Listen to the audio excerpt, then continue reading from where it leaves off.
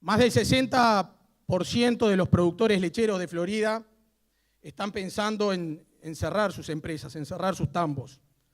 Un 25% de los productores lecheros de Florida están pensando frecuentemente en cerrar su emprendimiento productivo. Ustedes se pueden imaginar lo que significa para un departamento productivo, ganadero, agrícola, pero fundamentalmente lechero, que quienes todos los días se están poniendo el futuro de nuestro departamento al hombro estén pensando en darle otro destino al giro de su familia, cuando culturalmente quienes dedican y han tenido pertenencia a ese tipo de emprendimientos lo han hecho durante varias generaciones. Eso tiene consecuencias muy duras. Los floridenses estamos hoy sufriendo consecuencias muy duras. Cerrado el año 2018, en el departamento de Florida, cerraron 666 empresas. Esto no son estadísticas políticas, estos son datos comprobables. 666 micros y pequeñas empresas que cerraron porque directamente el derrame del aparato productivo, del sector productivo del departamento de Florida no está. Y claramente que para ponerle un alto a esas circunstancias, no hay nada más ni nada menos que un Estado presente, un Estado que tiene que estar cerca. Y eso nosotros lo hemos venido planteando en el orden departamental con nuestro equipo, con nuestros compañeros. Lo hemos planteado en la órbita nacional y claramente lo hemos planteado en la órbita departamental. Ciudadanos Florida desde hace mucho tiempo, somos un equipo de gente que nos conocemos íntimamente, hay una barra de gente muy joven que está empezando en esto de la vida política, pero hay gente que nos conocemos de hace mucho, trabajando y comprometiéndonos en cosas del departamento, y hemos tenido una filosofía que hoy creo que se traslada de cierta forma a ciudadanos en el orden nacional. Este equipo ha estado siempre con un brazo tendido, diciéndole al Estado que el Estado tiene que ser una herramienta de hacer, de concretar, de facilitar, fundamentalmente en momentos de dificultad. Y vaya que si este equipo ha estado con un brazo tendido al gobierno departamental, que todas las obras que ustedes ven y la promoción que ven en el departamento de Florida, a lo largo y ancho del departamento de Florida, es producto de un fideicomiso de obras que fue votado y fue acordado entre el Partido Colorado y el Partido Nacional, porque entendíamos que en momentos de dificultad la cuota, la inyección financiera que tiene obligación de dar el Estado impulsaría de alguna forma a una recuperación del comercio, una recuperación de la caminería rural, de la caminería de penetración. Y sin nada a cambio tendimos ese brazo. Lo único que pedimos al gobierno en esa filosofía eran acciones, compromisos de gestión. Hoy, desde Ciudadanos, yo creo que esa consigna esencial de cambiar la cultura política habla fundamentalmente de esto, de comprometernos a la hora de tener la acción del Estado a procesar un cambio en serio, a procesar un cambio de cultura política, dejando de apostar a las estructuras políticas partidarias, políticas electorales. Hace poco, van a ser el miércoles, a un año de una convocatoria nacional de la producción que se dio en Durazno, y desde el departamento de Florida hubieron mensajes bastante tibios por parte del orden departamental en cuanto a tomar medidas de contingencia, bajar gastos de telefonía celular de cargos políticos, bajar de alguna forma publicidades, y nosotros redoblamos la apuesta, no criticamos, redoblamos la apuesta ante todo el público del departamento de Florida y dijimos: tenemos que cerrar la canilla del gasto superfluo, tenemos que cerrar el ingreso de funcionarios cuando no son necesarios, tenemos que bajar un aparato político importantísimo que existe en el departamento de Florida que sustenta simplemente una ambición electoral para darle de alguna forma viabilidad a un gobierno que tiene que bajar su carga impositiva y estar cerca del productor no solamente en la obra, sino también en el impulso personal y el estímulo, que es el ejemplo que da el Estado a la hora de gobernar. Esas son las cosas que Ciudadanos desde Florida se comprometen y entendemos que de alguna forma es el lineamiento que Ciudadanos en el orden nacional está diciendo y está planteando. Hoy, para nosotros recibirlos a todos ustedes en Florida es un alto honor personal, pero un alto honor de un equipo de dirigentes, de referentes, de jóvenes que están comprometidos desde la hora 1 en justamente transformar el país. Entonces nosotros, desde el primer momento nos comprometimos con Ciudadanos, nos comprometimos con Ernesto, y hoy Ernesto, a nuestro juicio, más allá de un precandidato, es el único líder nacional que le está planteando a los uruguayos un verdadero cambio. Ernesto Talvi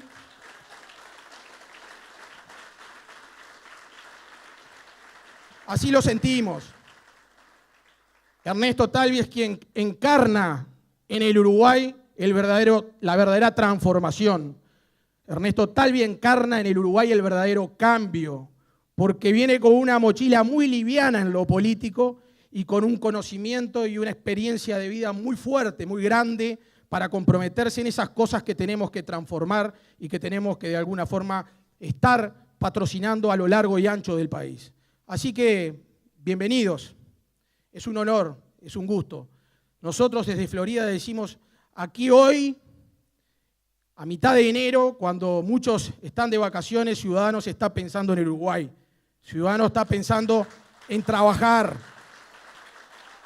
Estamos convencidos y como estamos convencidos tenemos que comprometernos y para generar efectivamente ese cambio, la única forma que la podemos hacer es con ese compromiso. Así que a redoblar los esfuerzos. Cada uno de nosotros estamos en una campaña electoral no para ganar y a llegar al gobierno. Estamos en esta campaña electoral. Tenemos el líder del cambio para transformar el Uruguay, para cambiar el Uruguay, para darle oportunidades a los más chicos, para darle oportunidades a nuestros hijos. Hagamos eso, pero con ese compromiso. Bienvenidos a Florida y que hoy sea un día de trabajo, de intercambio, de ideas, de propuestas. Lo decíamos unos minutos antes, estamos cansados de diagnósticos. Ciudadano aterriza en Florida con sus primeras propuestas económicas y con sus primeras propuestas productivas, porque este país sale de ahí, sale del trabajo. Este país va a renacer desde el compromiso del trabajo y la tierra. Ese es el compromiso de Ciudadano. Muchas gracias. Bueno, buenos días para todos. Es un placer para mí estar acá acompañando a Ciudadanos y bueno, Ernesto Talvi en particular, para tratar de darles un poco cuál es la visión de Ciudadanos respecto de la economía uruguaya, dónde estamos parados. Un poquito de diagnóstico siempre hay que hacer, aunque estemos tratando de apostar más a las propuestas. Y bueno, cómo es el impacto en el sector productivo, que obviamente que todos lo estamos viviendo en carne propia, la dificultad que está viviendo el sector productivo en el Uruguay. Pero voy a tratar de ir rápido y por lo menos así dar un marco para estar todos en sintonía y bueno, y después pasar a las propuestas. Así que vamos a ver si esto funciona. Ahí está. Esto es un poco la estructura de la presentación. En primer lugar vamos a ver la geografía global, o sea, la economía global en la cual nos está tocando vivir en esta época. Luego el impacto que esta economía global está teniendo sobre el Uruguay. Cómo se gestionó la realidad económica mundial desde el gobierno actual y qué consecuencias ha tenido estas políticas para el país. Y profundizar un poquito en el sector productivo. Yo voy a hacer una introducción que luego van a profundizar Carlos María Uriarte y Eduardo Blasina en lo que es el impacto del sector productivo.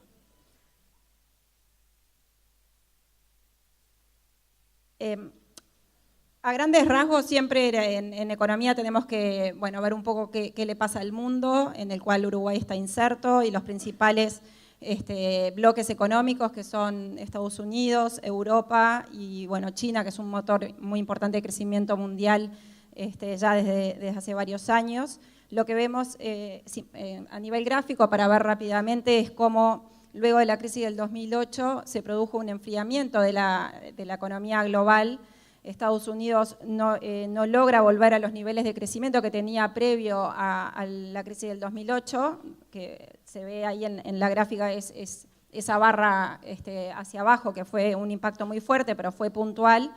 Tampoco la eurozona ha logrado recobrar un crecimiento dinámico, y este impacto, este efecto que ha tenido el lentecimiento del crecimiento económico mundial se ha reflejado en China, que es principal exportador, cuyo modelo económico es basado en exportaciones. Entonces esta baja en la demanda internacional le ha provocado un enfriamiento a China, que ha perdido los niveles de crecimiento de 10% que presentaba en los años a principios de la década del 2000, y ya estamos ubicados en niveles de crecimiento en torno al 6,5%, y China, como ustedes saben, es un gran demandante de materias primas, de las cuales nosotros somos exportadores, y varios países emergentes dependen de su demanda, y por lo tanto el enfriamiento en China es algo que nos tiene que importar a todos porque tiene efectos sobre nuestros países.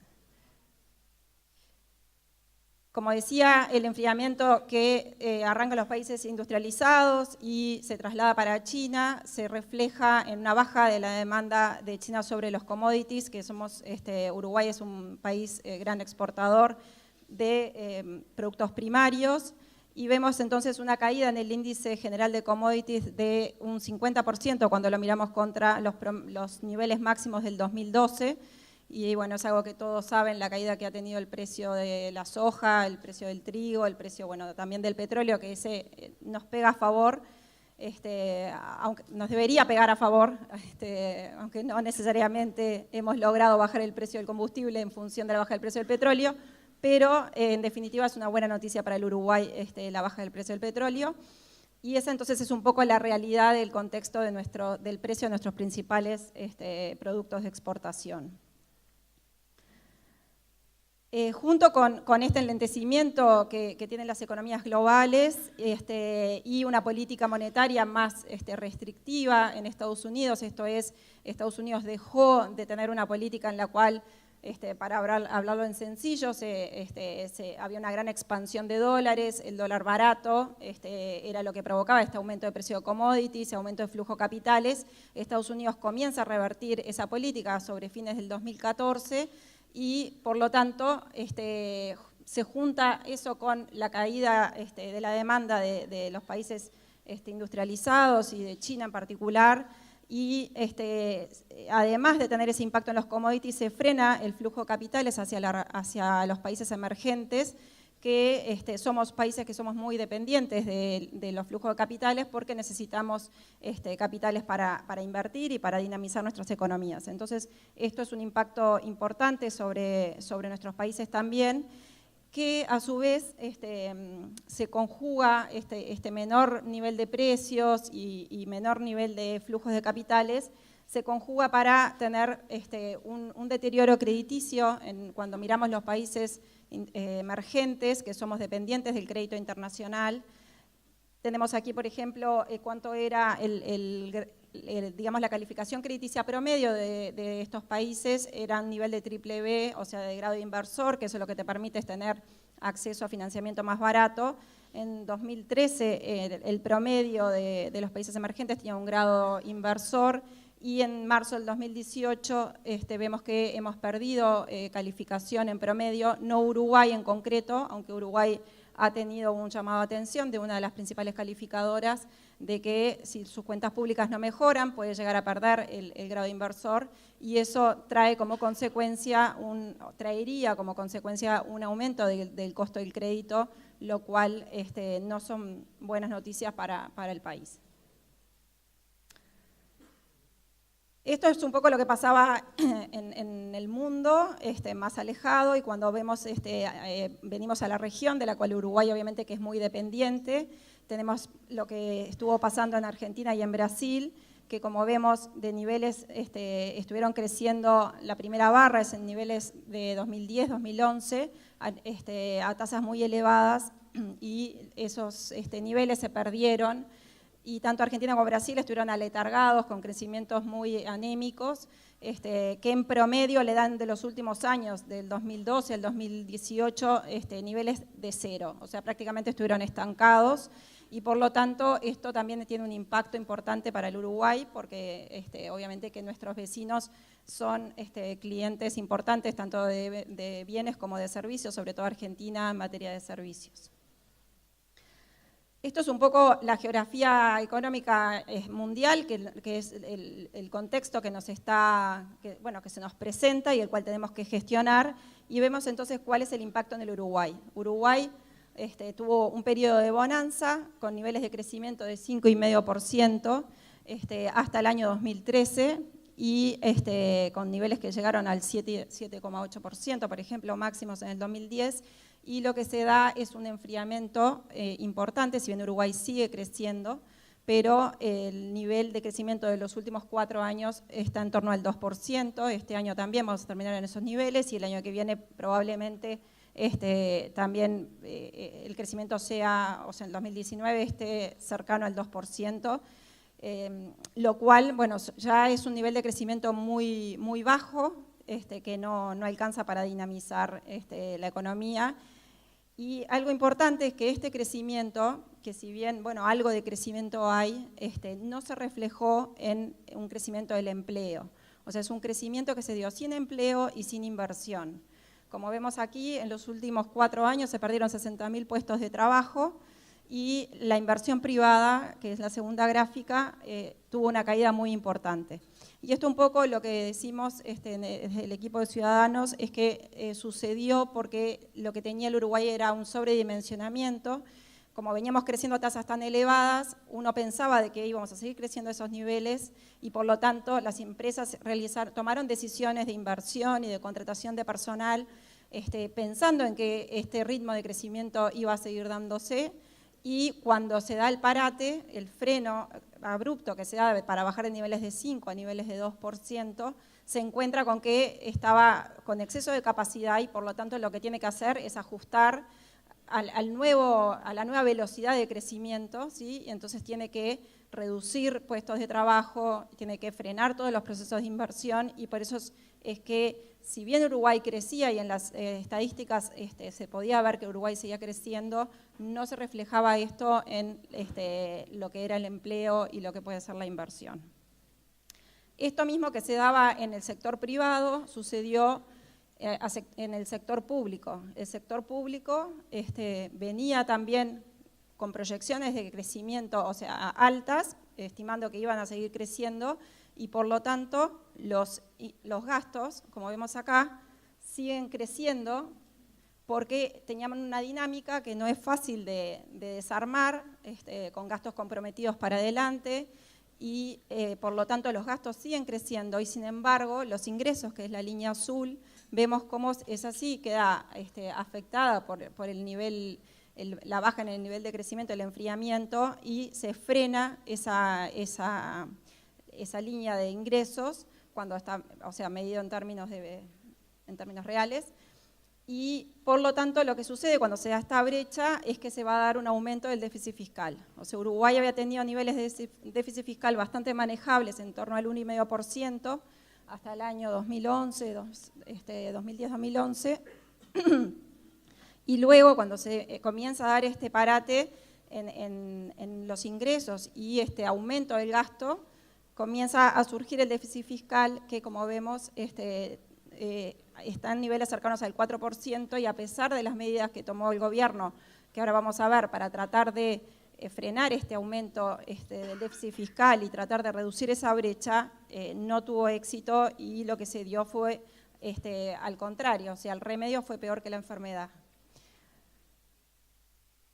¿Qué hizo el gobierno entonces para tratar de reducir esa brecha? Tomó medida de aumento de impuestos a las familias, ¿sí?, a través del IRPF, aumento de impuestos a las empresas a través del IRAE, aumento de impuestos a los jubilados a través del IAS y también a las rentas del capital. Y también, además, bajó la inversión pública, que siempre es digamos que es la llave más fácil para tratar de bajar el gasto, bajar la inversión pública, que también es un elemento justamente dinamizador de la economía. Y como tercer elemento para reducir este déficit fiscal, lo que hace es recurrir a las tarifas. Entonces, a través de ajuste de tarifas, logra aumentar la recaudación. Por ejemplo, la más clara es el tema del combustible, que como vimos, el petróleo tuvo una baja muy fuerte y eso no se reflejó en las tarifas del combustible. Esto es un breve ejercicio que se realizó en Ciudadanos sobre cuál debería ser la tarifa de ANCAP y de UTE si hubiera seguido sus costos de producción, o sea, si hubiera mantenido sus tasas de ganancia y seguido sus costos de producción, que cuando sus materias primas baja de costo debería trasladarlo a precio. Entonces, esto debería haber sido la evolución, ¿sí?, el estimado, y esta es la real. Entonces, toda esta brecha, o sea, esto es lo que sucedió, toda esta brecha es brecha que las empresas y las familias han erogado de más año a año por esta recaudación, o sea, por esta medida fiscal de mantener las tarifas por encima de lo que son sus costos de producción.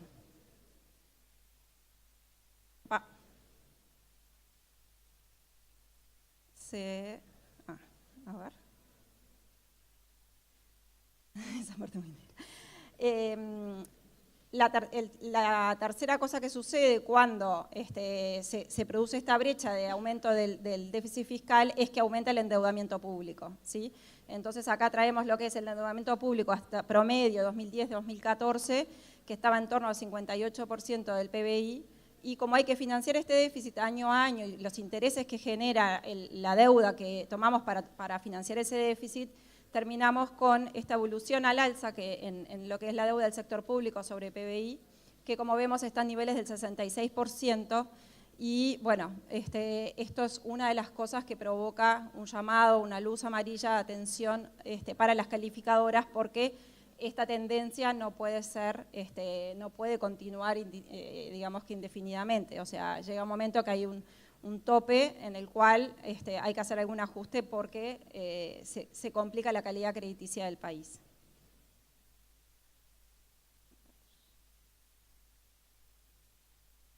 El tercer tema que provoca este aumento del endeudamiento, este efecto sobre este aumento excesivo de tarifas públicas, es lo que todos conocemos bastante bien y escuchamos hablar diariamente, que es el atraso cambiario.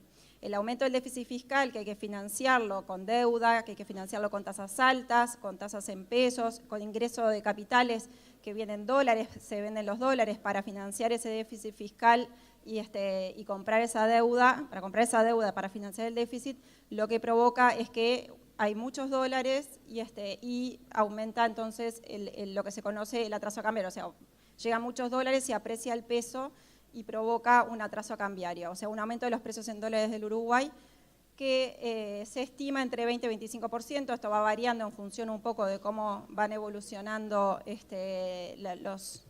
nuestros socios comerciales y los precios internacionales, pero que se estima en torno a un 20-25%. Esto es un poco entonces el panorama global y hacemos un poco un zoom sobre los sectores productivos, o sea, el impacto más puntual sobre los sectores productivos, o sea, vemos la economía macro, que es el PBI, el atraso cambiario, el endeudamiento, pero está bueno hacer un poquito un zoom sobre lo que son el sector productivo y caracterizado por algunos sectores en particular. Aquí vemos lo que es la evolución, o sea, la caída que ha tenido 4 sectores que son los que emplean más personas en nuestro país, que es el agro, la industria, la construcción y el comercio, y vemos entonces las fuertes caídas que han tenido estos sectores. El agro, bueno, ahí está el 2017, pero en el 2018 es prácticamente cero el crecimiento del agro. Lo mismo para la industria, la construcción también, que la construcción, bueno, tuvo incluso una caída fuerte en el 2017, y el comercio, que era el único que mantenía niveles dinámicos, en parte estaba justamente el atraso cambiario, lo que provoca es que la gente que tiene, como el dólar es barato, consume bienes durables, o sea, compra autos, compra electrodomésticos, y bueno, eso hace que la gente tiene como un efecto riqueza transitorio mientras hay atraso cambiario, y el comercio se ve beneficiado por eso, y por supuesto también por todo el influjo de argentinos que tuvimos durante las 2 temporadas que tuvimos excepcionales, cuando Argentina estaba bastante más cara que nosotros, y el comercio todavía mantenía tasas del 7,5%, pero ya este año bajó a niveles de en torno al 1,8%, o sea que ni siquiera el comercio, y eso es un poco lo que se mencionaba de cómo están cerrando continuamente almacenes, comercios, no se abren nuevos. Bueno, hablando con la gente, es una realidad que se comenta, bueno, que nos golpea a todos cada día. Yendo un poquito a lo que es más el agro, si bien, bueno, los que me siguen van a profundizar un poco en esto, gráficamente bien rápido lo que era el precio de la soja en los niveles máximos de 2011-2014 a niveles de $560 por tonelada y hoy, bueno, en 2017 era $360, hoy creo que están 330 por ahí, 20. Me dice acá Carlos María, y esto se refleja en lo que son los márgenes que le quedan a los productores, son los márgenes por hectárea, que obviamente es una combinación de la evolución del precio y de los costos, ¿sí? Entonces ahí vemos que una caída del precio del 35% provoca una baja en el margen que le queda al productor de 74%. ¿Y por qué? Bueno, porque el productor tiene que soportar el aumento de costos en dólares de su producción, producto de la baja, o sea, lo bajo que está el dólar y la suba de tarifas, desde la electricidad, el combustible, etcétera, los salarios, que le provocan entonces un impacto aún mayor en su margen de ganancia. Lo mismo sucede con la leche. La leche, aquí tenemos el dato a 2017, el precio por litro que recibe el productor, una caída del 21%, pero cuando vamos a lo que son los márgenes por hectárea, una caída casi del 80%. Y bueno, ya hablábamos de la realidad de lo que es el sector lechero en este departamento, no tengo que ahondar, pero bueno, hay gente de varios departamentos. Tenemos también el sector arrocero, que es un sector hiper golpeado, también todos lo hemos visto. Un minuto, ya terminó. Y caída de un 30% en el precio del arroz, y acá el porcentaje ya ni se puede calcular porque pasamos de positivos a negativos. El sector arrocero con márgenes negativos, o sea, perdiendo dinero en cada cosecha. Tenemos también el sector ganadero, que es el menos golpeado, con una caída de precio del 15% y una caída de los márgenes del 35%, pero que también tiene su impacto por el atraso cambiario y la suba de tarifas. Esto obviamente provoca un impacto en la recaudación fiscal. Esto es la recaudación de IRAE del sector, que bajó de niveles de $50 millones en el 2013 a niveles de $15 millones en el 2017. Lo que tenemos después es un pequeño ejercicio que voy a pasar rapidito sobre qué hizo Australia. Australia es un país parecido al Uruguay en cuanto a su matriz productiva, es un país agroexportador en donde los commodities el precio de los commodities son muy importantes para la que es la realidad económica del país. Y cuando se da la caída de los precios agrícolas que vimos anteriormente, ¿qué le pasa a los precios en dólares en Australia? O sea, ¿qué sucedió con los precios en dólares en Australia? Vemos que acompañan perfectamente la caída que tuvieron los precios agrícolas. Tuvieron una caída en torno al 17% y por lo tanto los márgenes, es esperar que los márgenes de esos productores se hayan mantenido mucho mejor de lo que sucedió en Uruguay. ¿Qué sucedió en Uruguay? Tuvimos la misma caída de los precios agrícolas. En un principio acompañamos esta caída, los precios en dólares en Uruguay acompañan esta caída hasta el 2016, pero luego, miren lo que pasa, si viene la gráfica, sube, ¿sí? O sea, producto de mayor aumento de tarifas, mayor atraso cambiario, el influjo de dólares por los argentinos que impactan, o sea, por las temporadas, hace de que nuestros precios en dólares suben, ¿sí? Entonces, mientras Australia bajó un 17% los precios en dólares, en Uruguay subieron un 2,5% al final del periodo. Entonces, esto es la política que no puede soportarse en el Uruguay. O sea, el sector productivo es fundamental para el país, y esto es lo que nos ahoga cada día y lo que tenemos que revertir. Simplemente lo que veíamos de por qué se sustentó esto es el turismo que nos mantuvo con un oxígeno, ¿sí? Durante 2 temporadas los argentinos gastaron $600 millones más por año en lo que es las últimas 2 temporadas, y esto obviamente se acabó. Ya estuvimos viendo en la prensa que se estima una caída de $300 millones en el gasto de argentinos, o sea que este oxígeno se acabó. ¿Por qué? Porque el dólar en Argentina subió un 70% y con niveles de 38 pesos argentinos por dólar, ya los argentinos no nos van a soportar nuestro comercio y esa demanda extraordinaria que estaban generando.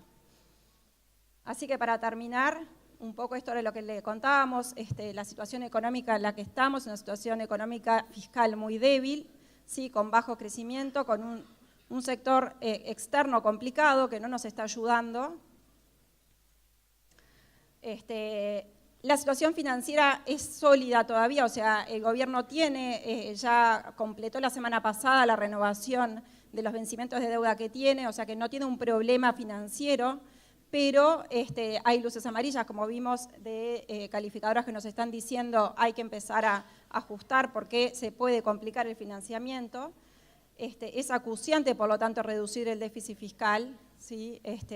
Y las 3 líneas de trabajo que en Ciudadanos estamos manejando para paliar, o sea, para poder reducir el déficit fiscal y tratar de sacar al Uruguay de esta situación complicada, esta encrucijada en la que se encuentra, es trabajar mucho sobre las empresas públicas, para profesionalizarlas y para poder tener tarifas de calidad y al servicio del sector productivo y no al servicio de bancar el costo del Estado, no renovar, ajustar el Estado, apretar el cinturón del Estado en cuanto a todo lo que sea la parte de personal, pero sin afectar derechos adquiridos, o sea, no renovando las vacantes que se van generando para tratar de ser más eficientes y sacarle la gordura al Estado que todavía tiene o que se le incorporó. Y algo que es más de largo plazo, pero que hace la disciplina fiscal, que es algo que el Uruguay se debe, que es establecer una regla fiscal por ley en la cual podamos realmente ahorrar en los momentos de vacas gordas, como se dice, para cuando venga la época de las vacas flacas, poder tener ahí recursos y no tener que seguir apretando al sector productivo y a las familias con más impuestos cuando se complica la economía. Así que bueno, eso era un poco lo que teníamos para contarles y bueno, espero que les haya servido. Nosotros, Ana Inés, Eduardo y yo integramos el grupo técnico de Ciudadanos. Somos más de 200 que estamos distribuidos en 6 áreas temáticas, en 40 grupos, y que estamos trabajando para el desarrollo de políticas públicas para que después se transformen en políticas de Estado y que trasciendan al próximo gobierno. Ese es realmente nuestro aporte, nuestro desafío. En especial nosotros integramos el grupo Agro, que somos 4 grupos y unas 30 personas. Y ya tenemos un cronograma establecido de trabajo en el cual hemos entregado ya 2 borradores y esperamos poder llegar, vamos a llegar a junio con las políticas o los esquemas que ahora vamos a pasar. Yo, más que entrar en números, voy a entrar en principios y en valores que están atrás de todo el desarrollo de estas políticas públicas. Soy Carlos María Uriarte, soy productor de Cerro Largo, tengo alguna trayectoria como gremialista, he vivido muchos años en Nueva Zelanda y una de las cosas que más me ha impulsado a apoyarlo, Ernesto, ha sido cómo él visualiza a Nueva Zelanda como un posible ejemplo a seguir.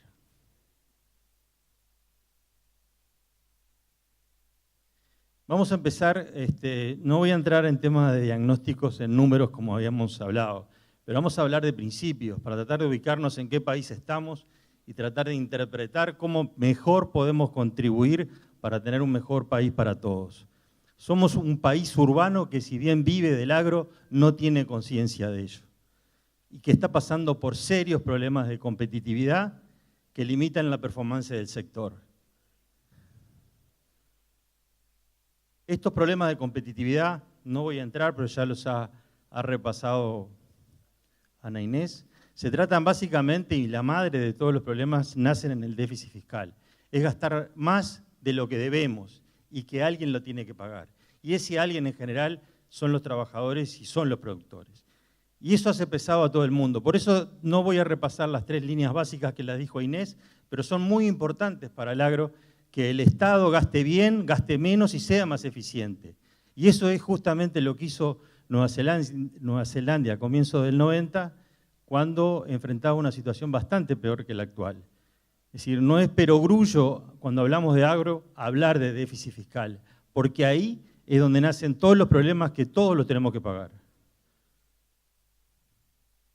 El atraso cambiario es la misma cosa, es utilizar el dólar artificialmente para financiar sobre todo al Estado y la transferencia del sector o todos los sectores que generan dólares al resto de la economía. Esto hace que a la hora de nosotros vender nuestros productos podamos comprar menos bienes y servicios. Por más que hay que repetirlo, porque sin ir más lejos, y estamos en la capital de la lechería, la contestación del subsecretario el otro día a las gremiales lecheras a mí me dejó muy preocupado, porque concentró el problema en que el precio de la leche bajó. Y realmente es no enfocar realmente el tema. Si bien hoy lo demostró Ana Inés, el precio de la leche bajó con respecto a picos, del 2008 a 2014, que estaban 40 y pico centavos, y bajamos a 30, sí, pero si lo llevamos a una serie histórica, los precios que estamos obteniendo son precios históricos, no son ni muy altos ni muy bajos. Lo que nos está matando es que cada vez que vendemos 1 litro de leche podemos comprar menos, ¿no? Endeudamos trabajando. Eso es lo que nos mata. Y eso es lo que se trató indirectamente el otro día ante la contestación de las gremiales de enfocar el tema. El tema es el poco valor que tiene el dólar para lo que debería ser y los altos costos de producción que tenemos para producir, para trabajar. Eso nos lleva al endeudamiento y sobre todo el sector lechero está pasando un problema de endeudamiento y de liquidez. Ana Inés mencionó un endeudamiento a nivel de país preocupante del 66% del Producto Bruto Interno. En el agro llega al 80%. Es decir, nosotros como productores estamos en una situación peor que la del país. Y es un tema a tratar. Ya lo venimos financiando y tirando para adelante. Quizás la morosidad exista más en el sector agrícola y en el sector lechero, no tanto en el ganadero y menos en el forestal. Pero es un tema que indudablemente hay que tratar. Y la alta exposición a los conflictos laborales. Hay cosas que saltan a los ojos y que realmente en un país agroexportador son inconcebibles. Es inconcebible que se le niegue los reintegros a los lecheros y tengamos un subsidio a la cerveza. ¿En qué país sano se puede creer? Es inconcebible que tengamos a la principal empresa exportadora nacional rehén de un sindicato de trabajadores. Hablándolo sanamente y sin querer ofender a nadie. Si queremos pensar en un país en serio, son cosas que no deberían suceder. Y el acceso a mercado, ¿no? Dejamos muchísimos millones de dólares para vender nuestros productos en los mercados. Y es muy poco lo que hemos avanzado al respecto en los últimos años, a pesar de que vivimos de lo que exportamos. Mantenemos también serios problemas y limitantes de productividad que no se logran superar. La infraestructura que tenemos es limitada. Si alguien que vive en mi zona quiere pensar en producir soja o producir árboles, es imposible a los costos del flete de hoy por hoy. Hay una infraestructura más o menos desarrollada en el litoral sur y en el sur del país, pero el resto es un debe. Hay escasez de mano de obra preparada, sobre todo cuando el enfoque es producir más, carecemos de la gente. Es decir, se han fomentado los derechos, pero no las obligaciones. Y eso en definitiva termina perjudicando al propio productor. Y así hemos visto un drenaje demasiado importante de los trabajadores del sector rural hacia las ciudades. Tenemos limitantes de comunicación. Yo para hacer esta presentación me la vi en negra para poder pasarla, con las tormentas que teníamos, prácticamente vivíamos incomunicados en Cerro Largo. Y me imagino que es la realidad de muchísima gente que vivimos en el interior, sobre todo en la zona rural. ¿Qué le voy a decir? La exposición extrema que tiene el sector respecto al abigeato y a los daños que provocan plagas como los perros, con todas las noticias que hemos vivido en los últimos tiempos. Y parece que no pasará nada.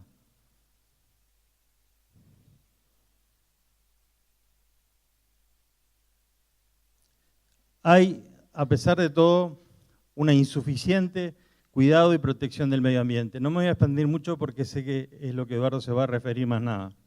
Pero basta saber lo que pasó en Santa Lucía para ver que estamos produciendo, pero aún no somos netamente responsables para hacerlo en forma sustentable. Y el despoblamiento del medio rural y la fragmentación de la sociedad, muchas veces impulsada con motivos electorales. Muchas veces, y desgraciadamente, desde las más altas autoridades, denigran al que vive en el interior y más que nada aquel que vive del campo.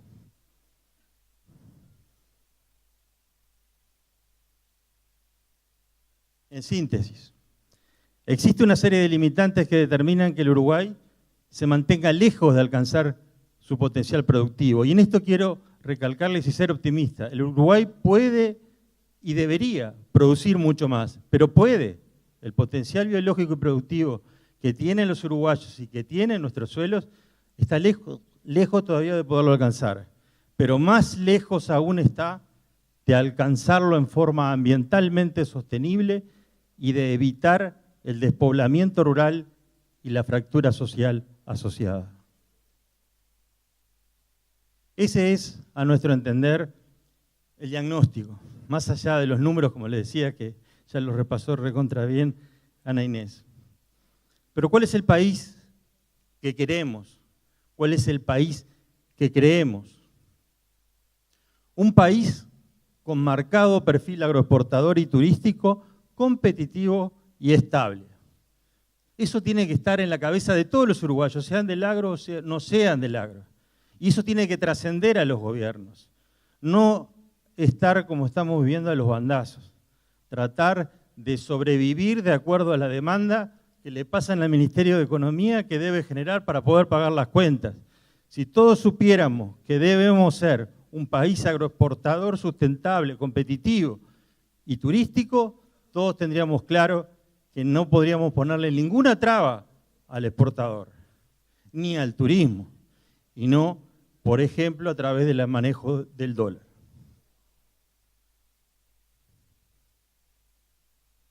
Nueva Zelanda, como lo dije al principio, debería ser el modelo a seguir. ¿Por qué debería ser? No estoy diciendo, y aparte en particular sé que en Florida hay mucha gente que ya conoce y gracias a Dios ha tenido la oportunidad de conocer esa realidad. Debería ser porque la vida no solo se trata de resultados económicos. La vida se trata de prosperidad en el sentido más amplio. Vivir felices, vivir en familias, con menos necesidades. Nueva Zelanda, luego de pasar situaciones mucho peor de las que estamos viviendo hoy acá a fines de la década del 80, ha logrado ser en los últimos 10 años 6 veces el país más próspero del mundo. Y hoy se habló, por ejemplo, de la influencia del valor del dólar o del manejo del valor del dólar que le permitió a Australia superar mejor una caída en el precio de las commodities.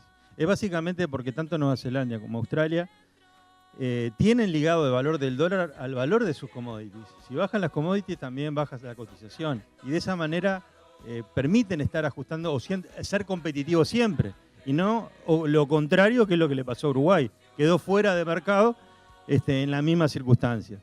Y la otra cosa que quiero también hacer mención es que cuáles son los dos principales sectores productivos del agro, no los únicos, pero los principales. La lechería y la producción ovina. Principalmente, ¿por qué? Porque arraigan a la gente en la tierra. Este es el factor fundamental. Y es por eso que le pido a los lecheros que no desistan,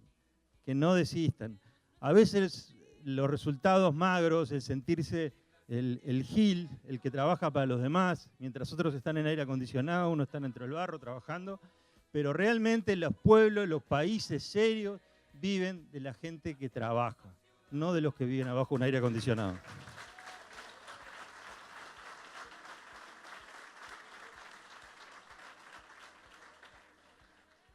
Siguiendo con la visión del país que queremos y que creemos que el Uruguay puede ser, el Uruguay debería tener una producción que sea económicamente rentable, claro, y no influenciar sobre ella en forma artificial a través de ineficiencias de otra parte de la economía nacional. Socialmente responsable y ambientalmente sustentable. Les pido que mastiquen estas palabras, pero eso es la filosofía en la cual estamos trabajando en Ciudadanos.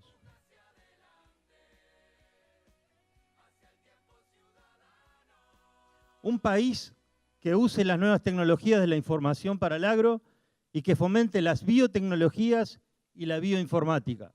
Un país que duplique sus exportaciones agropecuarias en 10 años, mejorando la calidad de sus productos y sin comprometer al ambiente.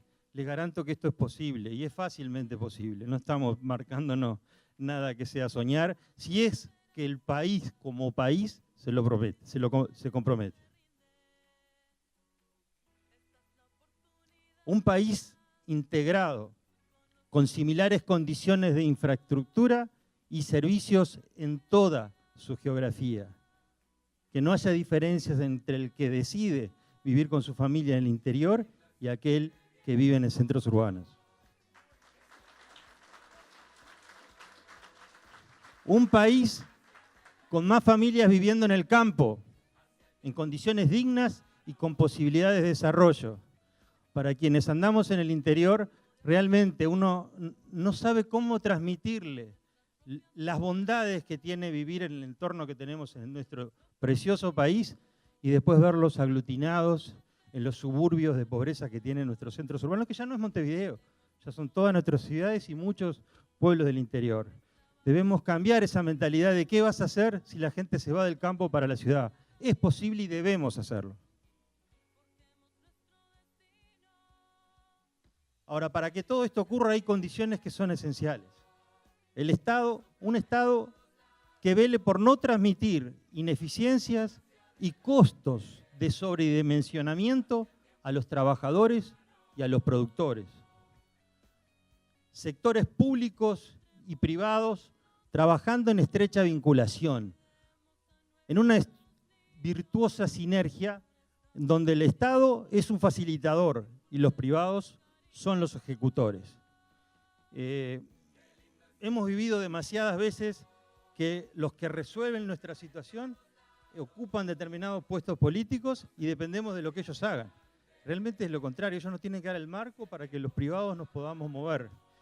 Voy a hacer solo una breve mención, como puse ahí de vuelta a Nueva Zelanda, Landcorp, que sería la correlación con nuestro Instituto de Colonización, que desgraciadamente, a nuestro entender, merecería una revisión profunda para realmente utilizar fondos que son cuantiosos. Si nosotros sacáramos la cuenta de lo que se le dedica a cada colono, nos asustaríamos en Uruguay y los resultados que se obtienen. Pues Landcorp se dedica a facilitarle el acceso a la tierra a aquel que se lo merece, a aquel que considera es el mejor y está dispuesto a con su familia trabajar algo que es de todos, para que él acceda a un pedazo de tierra y lo pueda trabajar. Landcorp es una empresa, una corporación en la cual alguna vez, hace mucho tiempo, el Estado puso la plata, pero después los propios interesados son quienes van pagando en su renta esa tierra, que la compran y así de esa manera van devolviendo a la sociedad lo que les permitió. Y hablo de inversiones. Yo la última vez que estuve, en 2008, estuve en una que eran 30.000 hectáreas que se habían removido la forestación y se habían colocado tambos en su lugar. Bueno, vamos a ir redondeando. Un marco laboral propicio para el relacionamiento amigables entre trabajadores y generadores de trabajo. Dos cositas. En la propuesta de Ciudadanos hay una clara, y Ernesto lo pone, que lo primero que va a hacer es derogar un decreto que es evitar la ocupación de los lugares de trabajo. Eso es fundamental. Pero más allá de eso es cambiar una actitud. Muchos de ustedes hemos tenido visita de los inspectores de trabajo en nuestras empresas, en nuestros establecimientos. ¿Y qué es lo que hacen? Lejos de vigilar que la relación sea amigable y que podamos seguir trabajando juntos, no, nos separan. Y empiezan a tratar de identificar dónde están las diferencias y dónde están los problemas. Lejos de ir a preocuparse dónde están los problemas para solucionarlos. Los provocan, generan división y las consecuencias son las que estamos viviendo. Ese es el cambio profundo que precisa el Uruguay.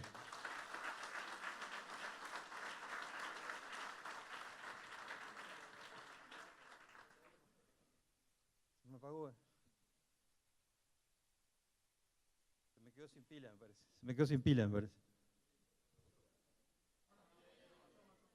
Perdón.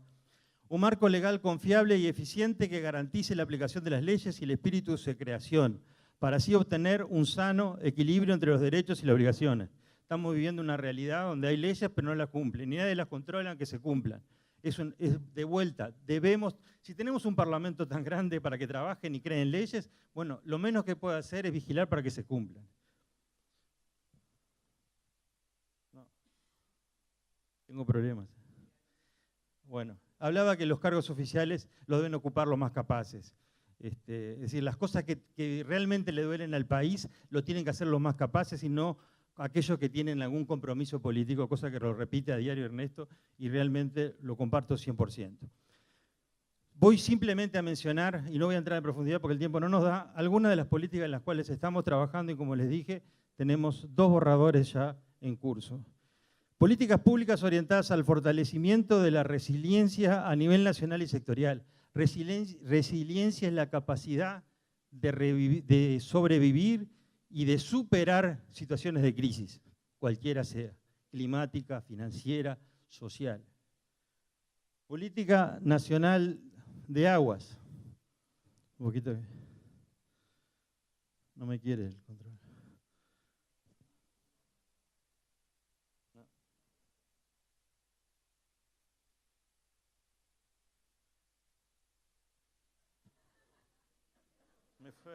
Bueno, no, o sea, simplemente voy a ver si puedo volver, pero era política de agua, política de acceso a tierra, que volvía lo mismo a lo anterior, política de conservación del medio ambiente, lo cual llamamos valor agregado ambiental. Lo último es esto, que somos muy conscientes de que tenemos por delante un desafío muy importante para poder llegar al país que todos queremos. Casi una utopía. Pero nada es imposible cuando se tiene la voluntad para hacerlos unidos y por el bien del país. Muchas gracias.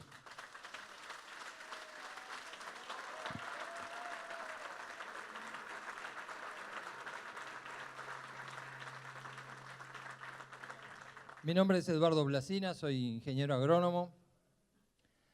Creo que me siento bastante emprendedor y más allá de cómo me siento admiración por los emprendedores, por los trabajadores. Es la primera vez que participo en un acto político partidario y quiero agradecerles la posibilidad de estar aquí porque yo francamente no les voy a decir que soy colorado, no me siento colorado, no me siento blanco, no me siento frente amplista. Me siento sí un ciudadano que le gusta soñar con un país mejor y tratar de luego esos sueños aterrizarlos a la tierra. Y la verdad es que estoy aquí porque una vez hace mucho tiempo, y Ernesto no se debe acordar de esto tal vez, en una actividad en Soriano en la que yo iba como agrónomo y él iba como economista a hablar con productores, nos pusimos a conversar después de la reunión y yo esperaba hablar de economía y Ernesto me dijo, no, pero en realidad lo que me tiene obsesionado a mí es hacer una revolución educativa en Uruguay porque la única manera de lograr un Uruguay libre de pobreza, sustentablemente desarrollado, es a través de la educación y yo participo. Me dijo, participo de una experiencia que me tiene encantado y quiero multiplicarla. Y la verdad es que desde ese entonces se me ha ocurrido que me gustaría ser el jardinero de sus 160 liceos, el jardinero de sus escuelas rurales. Y luego cuando seguimos conversando, una de las cosas que le pedí es que yo quería que los temas vinculados a la ecología fueran centrales. Me parece que la política uruguaya tiene un debe ahí. Ha tenido partidos ecologistas con una visión muy parcial de las cosas y muy poco global. Y creo que todos tenemos que tomar ese tema con mucha más atención. En la gran política y en nuestra vida cotidiana como ciudadanos que somos. Me enoja mucho cuando veo un auto que tira una bolsa de nylon por la ventanilla, por ejemplo. Y creo que como ciudadanos, cada uno de nosotros, antes de hacerlo, debemos acordarnos y ser ejemplo. Creo que estoy aquí justamente porque, entre otras cosas, además, creo que me dan ganas de demostrar un cierto agradecimiento porque estos 15 años que tenemos de crecimiento en el país tuvieron un comienzo, y tuvieron un comienzo que fue el comienzo tal vez más difícil que podían tener cuando nos llegó una tormenta financiera importada de Argentina y cuando nos llegó una aftosa importada de Argentina y hubo alguien que supo mantener el timón.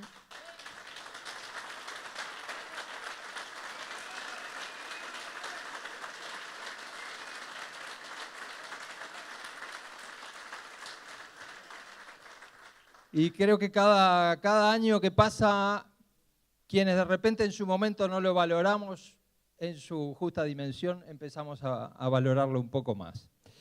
Yo vengo, como todos venimos, de familias de inmigrantes y soy un agrónomo de Montevideo.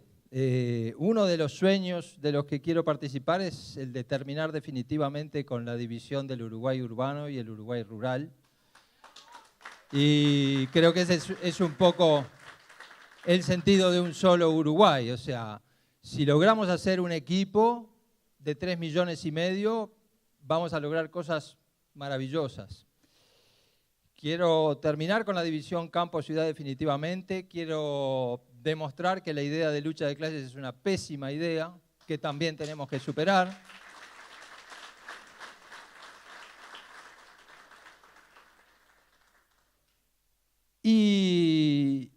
Y soy agrónomo de Montevideo porque mis abuelas del cerro tenían plantas, amaban a las plantas, tenían gallinas.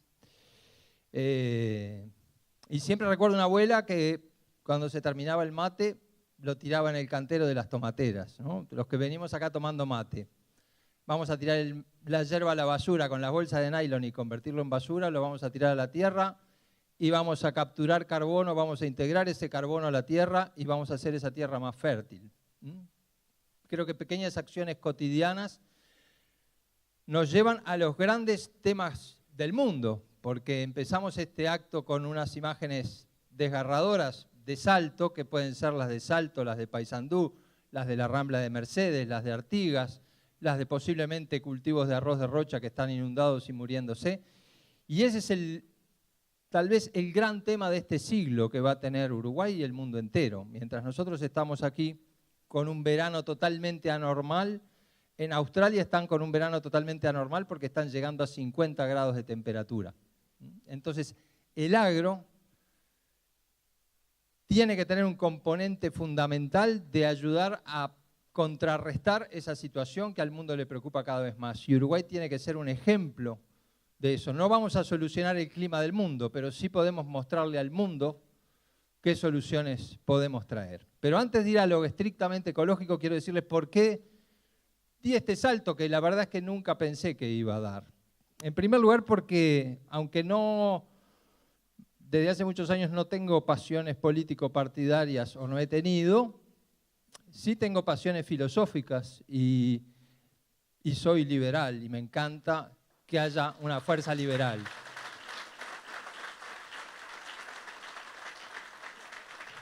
Sin libertad no hay nada que valga la pena, sin separación de poderes, sin prensa libre, sin elecciones limpias cada 5 años.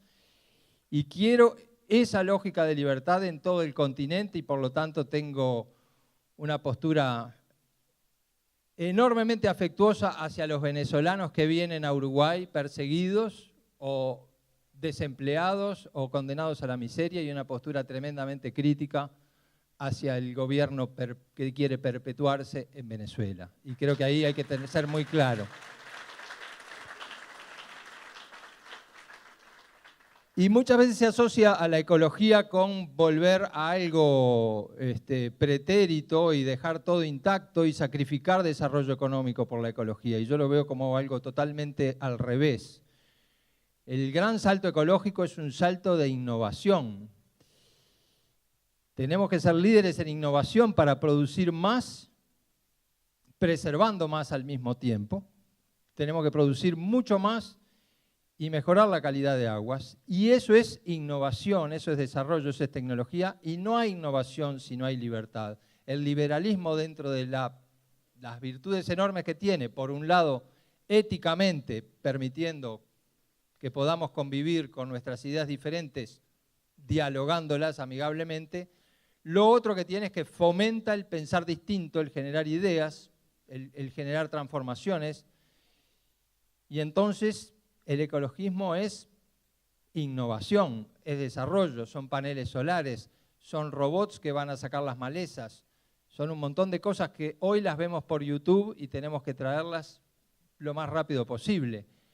Es Nueva Zelanda, pero son los invernaderos de Israel, es la agricultura de Holanda, que declaró en esta misma semana al pastoreo como algo de soberanía nacional que va a ser defendido por cualquier partido que sea.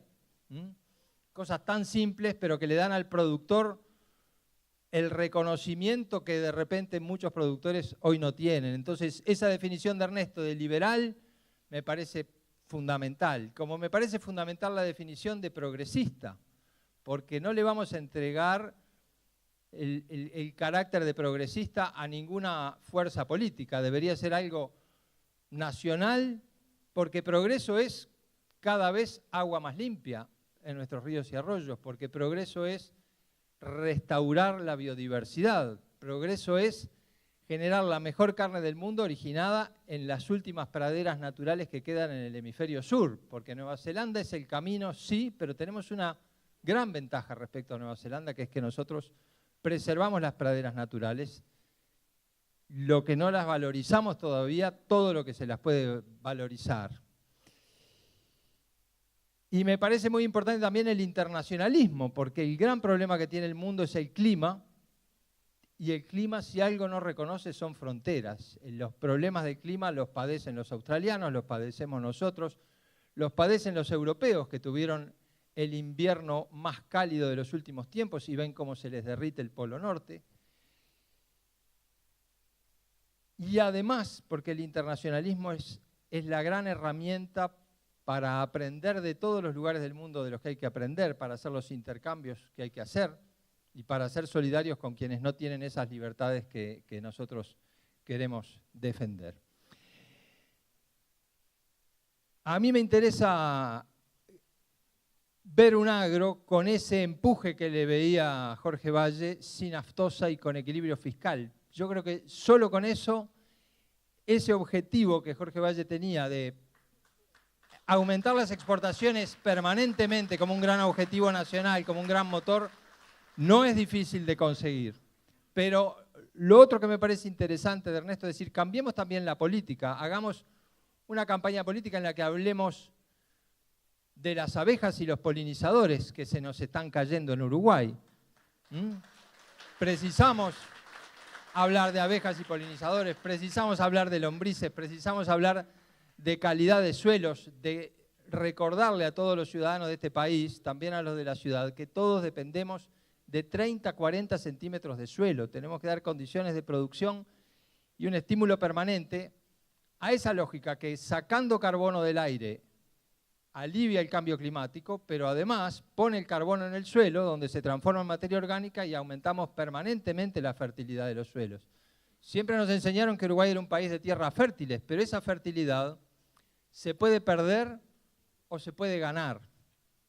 Y dentro de las cosas que Carlos María siempre dice hay que revisar del Instituto de Colonización es cuál es la situación de erosión a la que obligamos a gente a la que le damos pequeños trozos de tierra y no le damos las condiciones para producir sustentablemente allí. Entonces, hablemos en una campaña política de ciencia, de tecnología, de calidad de suelos, de captura de carbono, de biodiversidad, de cómo hacer de Uruguay un país ejemplo, un país vidriera. ¿Por qué? Porque con eso no solamente vamos a generar condiciones para producir más kilos por hectárea, sino que nuestros productos van a tener un prestigio creciente porque lo que hoy piden todos los consumidores del mundo es conocer la historia del producto. Y la historia del producto que puede mostrar Uruguay con los pequeños y medianos productores lecheros, con los pequeños y medianos productores ganaderos, con una horticultura que hay que repensar, es una historia maravillosa, entre otras, como les decía, la de las últimas praderas del hemisferio sur que pueden ser preservadas, valorizadas, complementadas por praderas de forrajeras sembradas y generar esa sinergia. Entonces, así como tenemos que poner el énfasis en esa sustentabilidad económica que estamos perdiendo, en ese crecimiento que se nos va desinflando, en cómo después de 15 años de crecimiento tenemos un déficit enorme del Estado que va a haber que resolver, porque si no, esa economía es insustentable, también tenemos que pensar en cómo le damos sustentabilidad a nuestros sistemas productivos para que, solucionando a un tiempo los problemas climáticos del mundo, saquen el carbono del aire, lo pongan en el suelo y logramos tener sistemas que son cada vez más productivos. Y quiero poner ejemplos muy prácticos de esto, como el ejemplo de la yerba, como mi otra abuela que cuando salíamos a caminar entre las plantas decía que nadie vaya a molestar al sapo que es el que me come los caracoles. Porque también tenemos que hablar de control biológico, que es la revolución que se nos viene. Empezar a controlar las plagas con otros animales que se alimentan de esos animales, en controlar las enfermedades con microorganismos que son ellos las que las controlan y dejan residuos cada vez menores en los alimentos, que es otra cosa que nos van a pedir durante todo este siglo hasta que lleguemos a residuos cero. Tenemos que llegar a agua de calidad total, tenemos que llegar a alimentos de calidad total y tenemos que usar una agronomía que está en permanente transformación y que permite lograr esos objetivos, pero con otra cabeza. A mí me gusta muchísimo Nueva Zelanda, me gusta muchísimo también el Silicon Valley, esa zona de California donde están todas las empresas que vemos en Internet, Microsoft, Facebook, Google. Y lo que más sorprende cuando uno va por la carretera, por un lado es que es como ir por el Santoral, porque uno sale de San Francisco y va a San Antonio y va a Santa Mónica, es como andar un poco por los carteles en el Santoral, pero sobre todo que es una zona absolutamente agropecuaria. Lo que uno ve entre esas empresas son cultivos, la zona de la zanahoria, la zona del tomate, esa es la granja que tiene Estados Unidos. El 80% de los alimentos de las ensaladas de Estados Unidos salen del Silicon Valley. Y en el Silicon Valley, por ejemplo, una cosa que uno puede comprar en un negocio son vaquitas de San Antonio, esos coleópteros chiquitos tan vistosos que de niños nos llaman la atención. ¿Y por qué se venden? Porque los granjeros controlan problemas en los cultivos simplemente soltando esos bichitos que se comen a los pulgones, que se comen. Hay todo un camino científico por desarrollar que es fascinante y que permite controles más eficientes, más económicos y que no le dejan al consumidor ningún residuo y que atrás traen las aves que de repente no estaban y que generan todo un sistema biodiverso. Entonces, en esa lógica de superar contradicciones falsas, como la contradicción de que el que genera empleo es enemigo de sus trabajadores, esa contradicción tan absurda, también tenemos que levantar esa falsa contradicción de que ser ecológicos implica sacrificar producción. Todo lo contrario, significa incrementar producción y valorizar el producto y tener una historia fascinante para contarle al consumidor que lo que quiere es que lo que come ayude a solucionar los problemas del mundo y que la ropa que usa ayude a solucionar los problemas del mundo. Tenemos un excelente precio por la lana fina porque muchos consumidores prefieren una fibra natural a una derivada del petróleo, porque son consumidores conscientes de alto valor agregado. Y mientras tenemos un excelente precio por la lana fina, tenemos cada vez menos ovejas porque robar una oveja es fácil y finalmente no tiene pena. Entonces, tenemos el absurdo de que el mundo nos pide más lana, nos paga más por la lana, pero no la podemos tener porque genera un enorme desánimo levantarse a recorrer y ver que faltan 3 ovejas o que hay una vaca lechera que está descuartizada y saber que hay una impunidad prácticamente por la vía de los hechos que no se puede sostener más.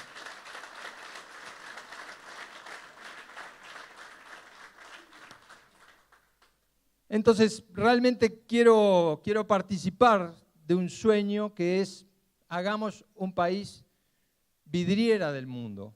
Vamos a resolver la pobreza del Uruguay, vamos a llevar a Uruguay a pobreza cero, partiendo de la tierra, partiendo de producciones que son ejemplares y que el mundo nos está pidiendo. No estamos pensando en inventar la pólvora, ni pensando en hacer una nave espacial que va a llegar a los confines del universo. Estamos pensando simplemente en aprovechar el conocimiento que hoy hay para acelerar el cambio tecnológico en el agro, que el productor tenga la tranquilidad de que en el Estado tiene un socio y no un perpetuo recaudador de lo más que pueda, sino un socio, y que va a jugar de tuya y mía para producir más, producir mejor y producir de una manera que el mundo admire. Tenemos una transformación energética pendiente que es lograr un Uruguay sin petróleo. Tenemos que animarnos a pensar un Uruguay que use cada vez menos petróleo.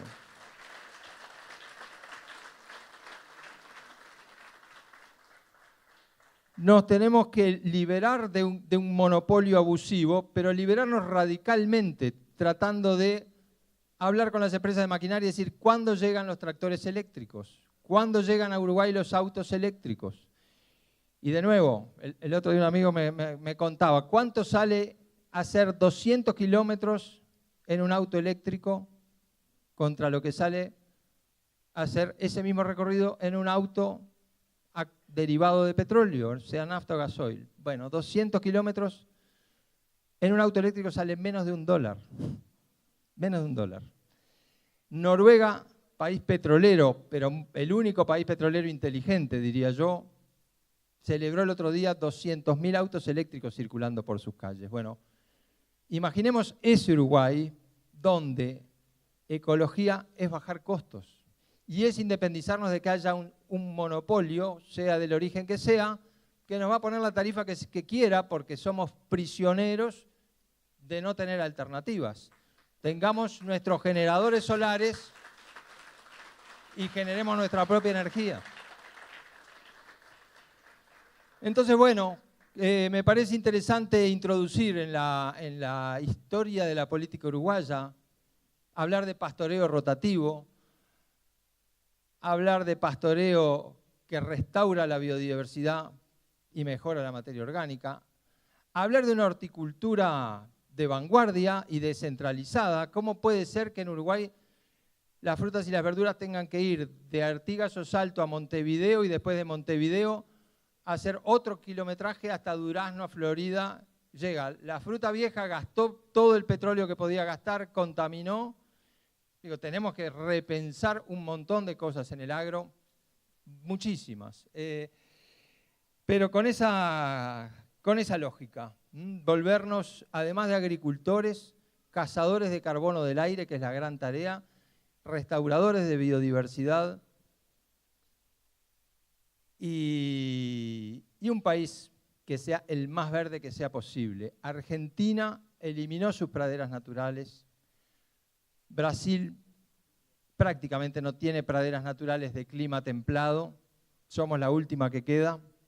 Y a partir de eso vamos a construir siempre a partir de interacciones positivas entre la forestación y la ganadería, interacciones positivas entre la agricultura y la ganadería. Yo creo que el otro cambio que tenemos que hacer es el pensar que la inteligencia está en generar interacciones positivas. Empresario-trabajador, trabajador-empresario, rubros con rubros, cómo apoyarse mutuamente. Yo vivo en Montevideo y cuando uno ve, por ejemplo, la manera en que se trata la basura en Montevideo, a mí me da pena, porque va la yerba con la bolsa de nylon, con la caca del perro, con la cáscara de manzana, cuando simplemente lo que habría que haber hecho hace ya muchos años es separar una cosa con la otra, es decir, el plástico con el plástico, lo orgánico con lo orgánico, y lo orgánico se hace compost, y el compost es una huerta, y la huerta va a una escuela, y el niño empieza las clases y siembra un trigo en marzo-abril, y sigue la trayectoria del trigo, y cuando termina las clases cosecha sus espigas, y ve cuántos granos cosechó, cuánto pesó. Eso sería una revolución educativa en Uruguay.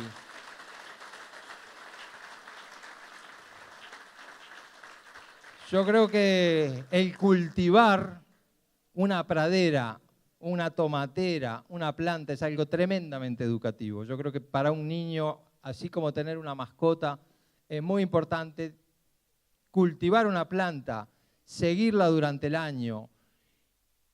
Enseña muchísimas cosas que si uno se las quiere enseñar académicamente lo va a aburrir. Un niño aprende física, aprende química, aprende biología, sin saber que está recibiendo una enseñanza, simplemente porque, bueno, interactúa y se da cuenta que la planta capta energía solar y la convierte en materia, que es algo maravilloso, y se da cuenta que si no le presta atención y la deja de regar, la planta se pone triste y se da cuenta de la importancia de ponerse en el lugar del otro. Se aprenden cosas mucho más trascendentes que el mero cultivo. Y se da cuenta que los que están produciendo ya trigo, allá afuera, son los que le generan el pan que él desayuna todos los días, que muchos niños de ciudad no tienen la más remota idea de eso.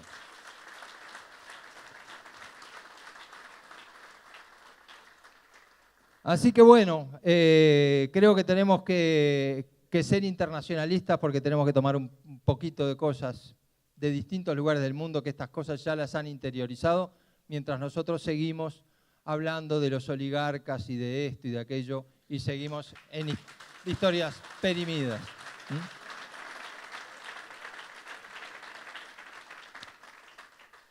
Así que bueno, simplemente quiero ser muy ágil, muy concreto, invitarlos a participar del sueño, invitarlos a que inviten a otros, porque ciudadanos somos todos, y tener cada uno un jardín mejor ya es mejorar la comarca de todos. Y por qué no pensar que a partir de esto cambiamos el mundo, porque le mostramos al mundo cuáles son las soluciones que se precisan para que las inundaciones no nos peguen cada vez más fuerte, para que las sequías no nos peguen cada vez más fuerte, para que la vida silvestre no se termine, para que los ríos dejen de estar cada vez más contaminados. Creo que Uruguay no solamente puede y debe soñar con ser un país distinto y muchísimo mejor, sino que puede y debe soñar con ser un ejemplo para el mundo entero, como son algunos países, Nueva Zelanda, algunos países europeos. Tenemos que ser un ejemplo en nuestro lugar del mundo de cómo evitarle a las generaciones siguientes problemas climáticos que van a ser terribles, o cómo evitarle a las generaciones siguientes contarles de animalitos o de plantas que estaban y ya no están más porque se extinguieron. Y el agro se potencia con eso y tiene, como decía Carlos María, la posibilidad de dar un salto enorme en volumen de producción por suelos cada vez más fértiles y en valor de producción, porque el consumidor sabe que el productor que está atrás y el Estado que está apoyándolo tienen plena conciencia de que están trabajando no solamente para hacer un negocio rentable, sino sobre todo para, a través de eso, hacer un mundo mejor para las generaciones que vienen atrás nuestro. Ese es el sueño liberal, progresista, internacionalista, ciudadano. Muchísimas gracias. Muchas gracias por invitarme. No te preocupes, no vuelvo hasta mañana.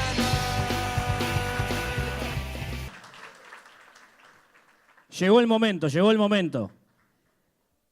Desde Florida, en Florida, el altar de la patria, todo de pie, Ernesto Talvi, líder del Movimiento Ciudadano.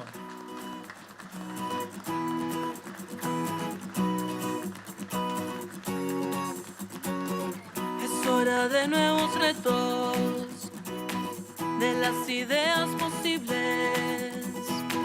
Es tiempo de la esperanza, sin lugar al que se rinde. Esta es la oportunidad, con los ojos bien abiertos, fundar nuestra identidad, que nos guíe desde adentro. Qué lindo es sentir el viento que sopla en todos lados, nos empuja hacia adelante, hacia el tiempo ciudadano. Es tiempo de hacernos cargo de nuestras propias palabras. Honremos lo prometido, pues la espera ha sido larga. Tenemos mucho que hacer, es trabajoso el camino. Tomemos las herramientas, forjemos nuestro destino. Qué lindo es sentir el viento que sopla en todos lados, nos empuja hacia adelante, hacia el tiempo ciudadano. Encontremos un nosotros, cuidemos a nuestros niños, aún estamos a tiempo, impulsemos el cariño. Qué lindo es sentir el viento que sopla en todos lados, nos empuja hacia adelante, hacia el tiempo ciudadano. Qué lindo es sentir el viento que sopla en todos lados, nos empuja hacia adelante, hacia el tiempo ciudadano.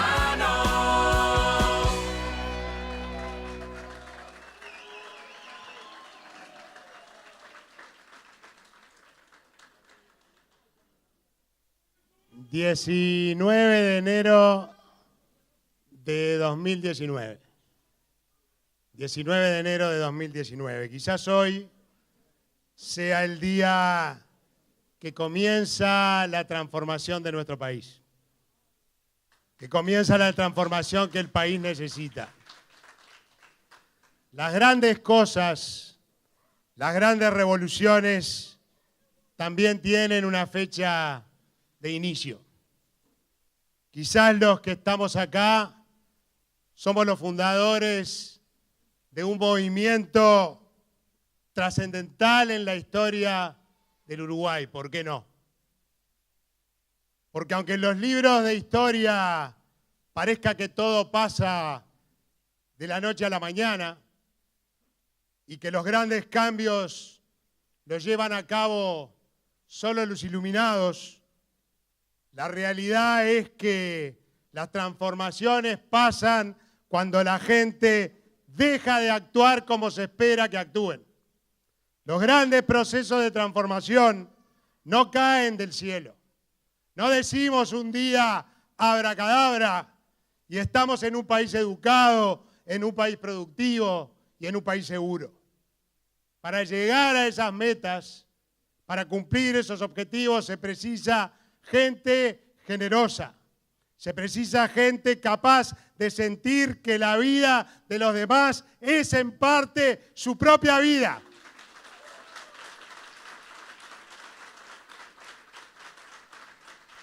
Nos tiene que doler el prójimo, nos tiene que doler el Uruguay.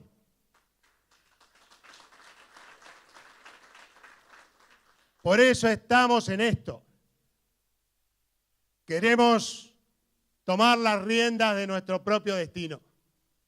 No queremos que la historia sea algo que nos ocurra, sino lo que nosotros construyamos.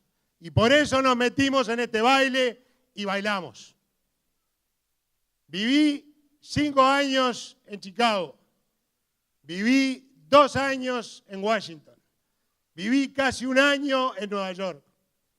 En todos los lugares descubrí, en todos los lugares aprendí, en todos los lugares disfruté, pero nunca lo sentí como mi casa.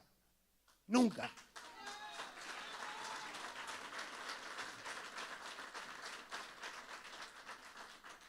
Contaba para atrás los días que me quedaban para volver.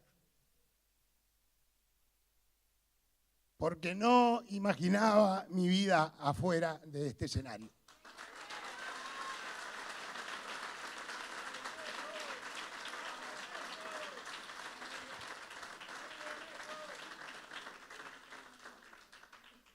Por eso, y aunque tuve muchas ofertas y oportunidades de quedarme a trabajar allá, decidí volver porque quería estar acá, en mi tierra, con mi gente.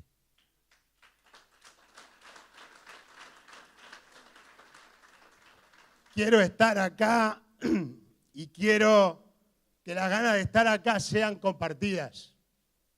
Compartidas no solo por el amor al Uruguay, sino por la certeza de que vamos a estar mejor, de que podemos hacerlo mejor, que vamos a volver a ser un país modelo, el Uruguay modelo.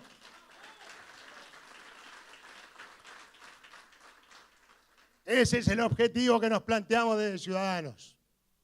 Volver a ser, como decía Eduardo, una vidriera al mundo, un ejemplo para el mundo. No va a ser fácil. Nos va a llevar una generación. Por eso es que tenemos que empezar ya. Estamos trabajando para nuestros hijos. Estamos trabajando para Mariano. Todo el día hemos trabajado para Mariano. Y tenemos que empezar ya porque el proyecto que hoy nos gobierna está apolillado. Perdió la ilusión de cambiar nada, porque saben que la trama de intereses internos lo hace imposible. Las organizaciones políticas se deterioran en el ejercicio continuo del poder. Y la tarea más importante para quienes se perpetúan deja de ser servir a los ciudadanos y pasa a ser cómo mantenerse en las sillas que ocupan, cómo mantener los privilegios.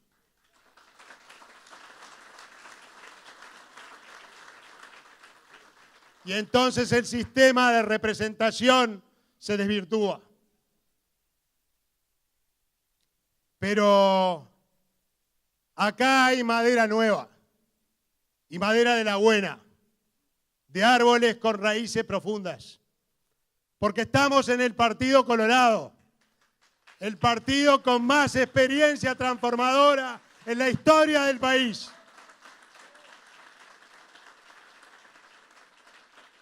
Y les voy a decir algo que les puede sorprender. Estar lejos del poder nos ha mejorado, nos ha rejuvenecido.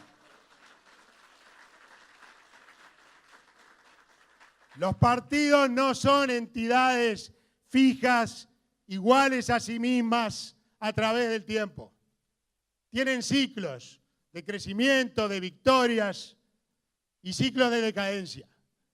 Y vuelven a renacer con las lecciones aprendidas, con los nuevos líderes y con las nuevas dirigencias. Hoy tenemos la enorme chance de reinventarnos, de que el Partido Colorado sea la gran alternativa de cambio en la próxima elección.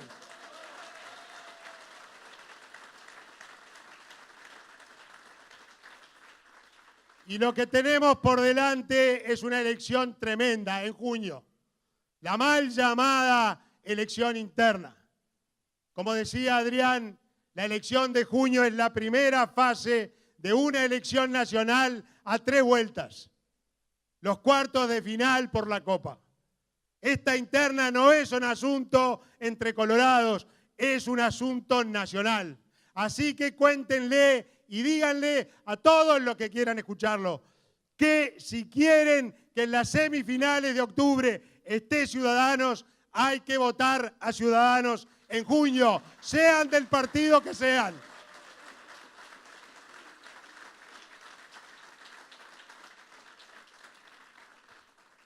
Hay que votar a Ciudadanos en junio, sean del partido que sean, porque en este partido nos jugamos la vida de la nación, la vida de la República. Vamos por un país con niños que sueñen con ser médicos, que sueñen con ser científicos, que sueñen con ser docentes y no por uno en el que los niños en los recreos juegan con tizas a vender pasta base.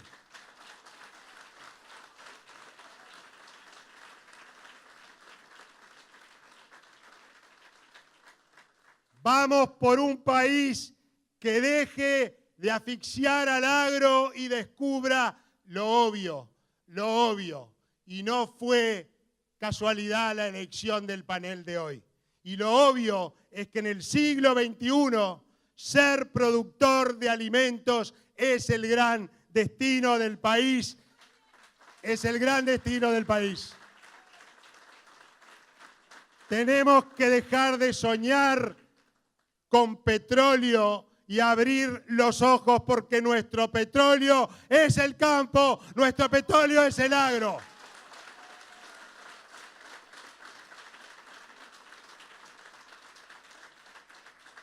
Los yacimientos están aquí al lado, en Florida, donde estamos rodeados de tierras fértiles.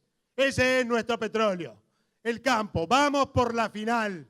Tenemos todo para ganar. El cambio somos nosotros. Hoy, 19 de enero de 2019, con Ciudadanos, elegimos hacer historia. Muchas gracias. Qué lindo es sentir el viento que sopla en todos lados, nos empuja hacia adelante, hacia el tiempo ciudadano. Es tiempo de hacernos cargo de nuestras propias palabras. Mariano, el hijo de Pablo Lanz, quiere decir algo que además ha pasado por mi filtro y que lo compartimos y lo vamos a decir juntos. ¡Viva el Partido Colorado! ¡Viva! Tomemos las herramientas, forjemos nuestro destino. Qué lindo es sentir el viento que sopla en todos lados, nos empuja hacia adelante, hacia el tiempo ciudadano. Encontremos un nosotros, cuidemos a nuestros niños, aún estamos a tiempo, impulsemos el cariño. Qué lindo es sentir